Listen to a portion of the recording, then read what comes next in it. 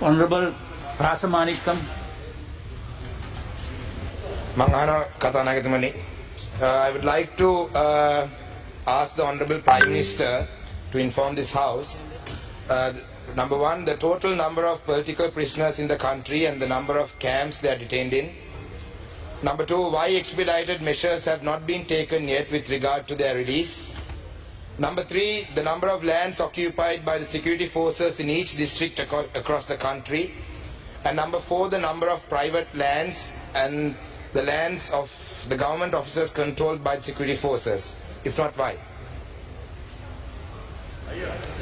අරු කතානායකතුමනි ශ්‍රී ලංකා දණ්ඩ නීති සංග්‍රහය යටතේ හෝ මෙරට පවත්නා වෙනත් කිසියම් නීතියක් යටතේ දඬුවම් ලබා දී ඇති සිරකරුවන් හෝ සැකකරුවන් අතරින් දේශපාලන චෝදනා මත සිරගත කොට ඇති හෝ රඳවා ඇති කිසිවෙකු මේ වන විට ශ්‍රී ලංකා බන්ධනාගාර තුළ නොමැති බවට මේ කරු සභාවට කියන්න කැමැතියි.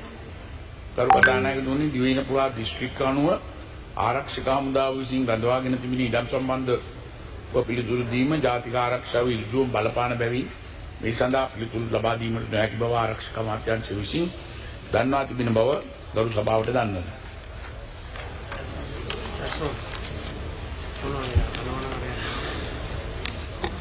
මගේ පළවෙනි අතුරු ප්‍රශ්නේ තමයි my first question is Honorable Prime Minister, there are people who have been in custody since the time even before I was born. You know, some of them have died in prison in the last couple of years. One of your main election promises was that the release of these political prisoners will be done. This was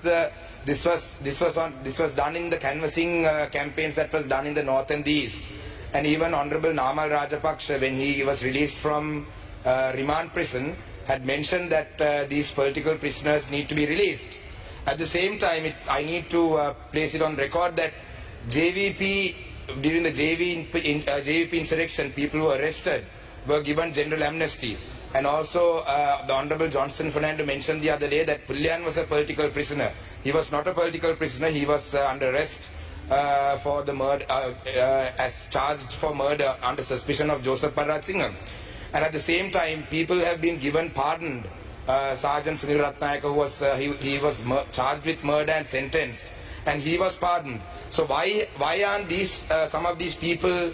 These cases haven't still even been filed, right? They are still being held without they are still being detained without charges being filed. As you may have been aware, we had a campaign called Potthivil to Polikandi from the 3rd to the 7th last week, and one of the primary requests that were put forward by the people who joined this protest was the release of these political prisoners. And in Kilnochi, there were some people who were relatives of people who had surrendered to the army during the last days of the war in the Vattual Palam. And along with them, there were parents of people who were arrested during November 27th last year for posting photos on Facebook. So their genuine concern was that the people who were arrested back in the day and the people who surrendered to the army in 2009, all of them were taken by the armed forces. Likewise, now in November 27th, there were nearly 40 odd youngsters who were arrested for posting photos on Facebook and so on and so forth. And now they are still, no charges have been filed against them as well. So naturally, there is a concern that in a few years, that these boys could also be missing because these people were arrested. So my question is, why is there two laws? I mean, why is there two laws, one law for different people, and why aren't these cases being expedited? So we can, I mean, sir, you know, as the Prime Minister, I know that you have the capacity to do it and you are genuinely concerned about these people. I would like to see that as the Prime Minister of this country, that you take some action against this because you are the only one who can do this. And we have 100% faith in you. And this was the election promise that was put forward. And it wasn't just TNA that's asking for this. The march, the Potthivil to Polikandi march that happened, nearly 100,000 people joined this. And one of the main slogans, one of the main requests was the political prisoners. Likewise, even with the Easter attacks, there are people who have been detained for almost 2 years with no cases being filed against them. So I would like to, my first question is, sir, what is happening to them? Are they going to be released, or are they going, because now election has been won, you got 2/3, presidential election was won, these things were used for politics. Are you all going to hold these people in prison just for political mileage, or is there a plan? That's my first question, sir.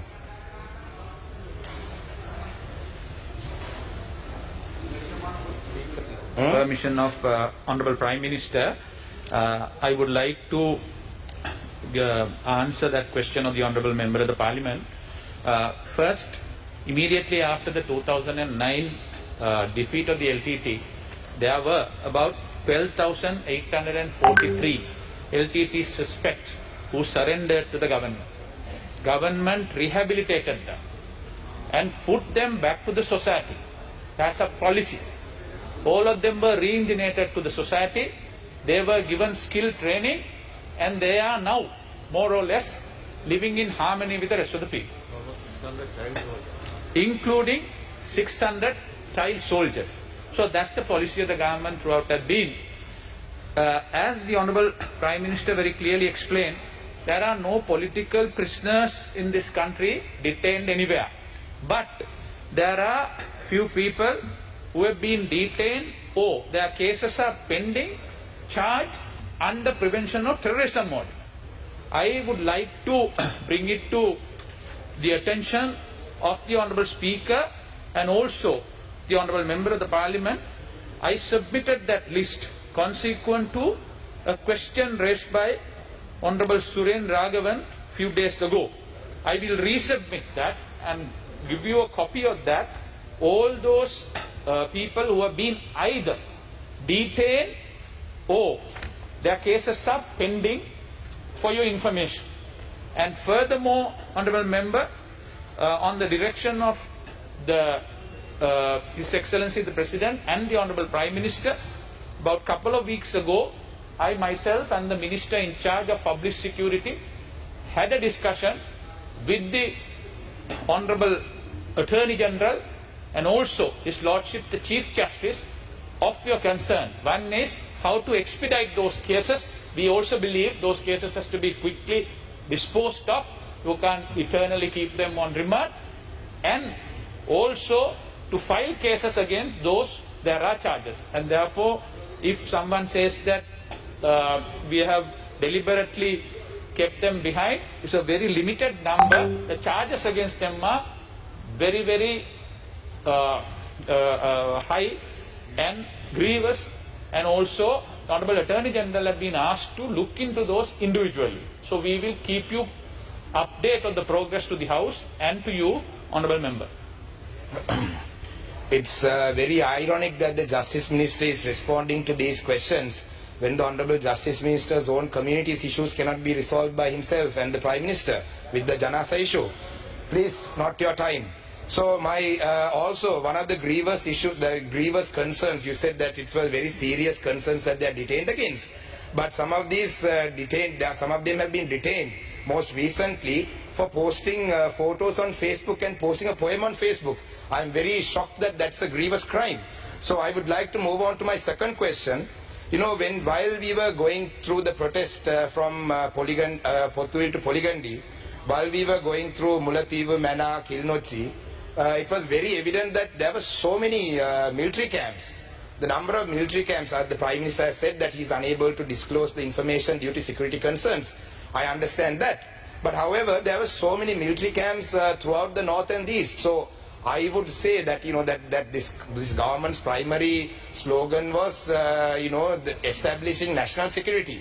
So if this government is able to establish national security, I wonder why there is such a need for so many camps. But at the same time, why aren't we worried about setting up some camps in Colombo and Hambantota? Because like I mentioned in my parliamentary speeches, Tamils and Muslims in this country are not the threat to this government in the near future.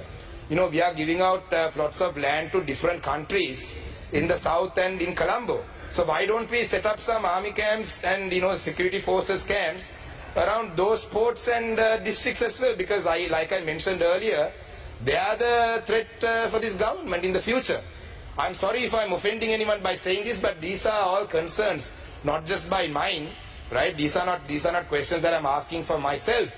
I don't have any family or friends who are political prisoners who are affected by this. Because even in Batiklo district, there are, in Kalawanchikudi, even the divisional secretary's office, even the divisional secretariat's office, and also like the irrigation department's office, even those, here, I will ask my question. This house wastes a lot of time on random stuff.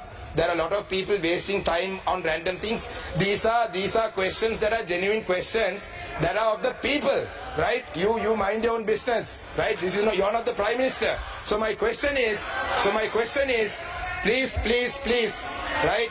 Your people who want to be the Prime Minister of this country can talk. I am asking this question from the Prime Minister. Mr. Surendra is not a Prime Minister. You are not a Prime Minister. So my question. Let me finish my question. Order, please. I will. Don't waste my time. Don't waste the time of this house.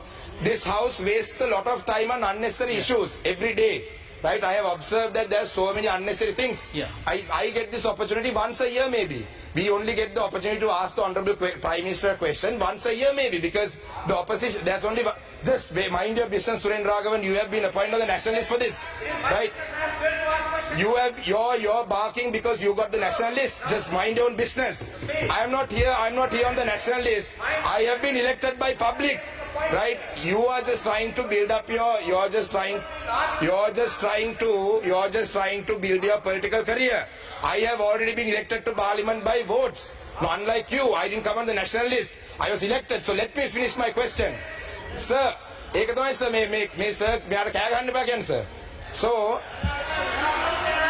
So my question is, sir. Please. Statement, just tell us what is your question. Sir, I can't finish my question, sir. Yeah, thank you. Listen to the sir. So, sir, the question is, will these private lands and will these lands that are occupied by the security forces, the government lands and the state buildings like irrigation department, even Kalawanchikudi, right? Will they ever be released, or are we going to hold on to them just so that we show the South that there is some major national security threat in the north and this which is not there? That's my question. You work enough for your nationalist men.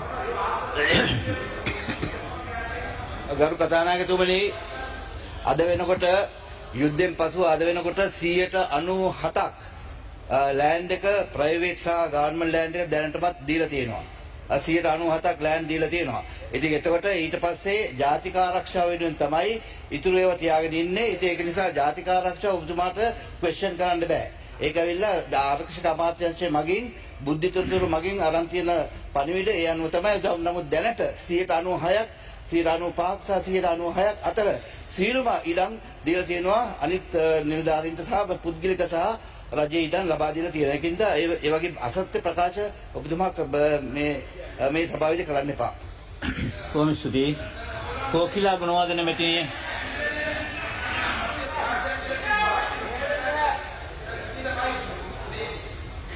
You have finished your questions. Yes, Rasamanickam. Yeah, Honorable Rasamanickam. Yeah, sir, that you can't mention that it's not true. There are lands. You just came into the house. You just walked in. You didn't listen to the entire question, right? Right? So don't say that I'm lying. Okay, so sir, that's it. Thank you, sir. I just wanted to make my point that I wasn't lying. That he just walked in. He didn't even listen to the entire question, sir. That's it. Thank you.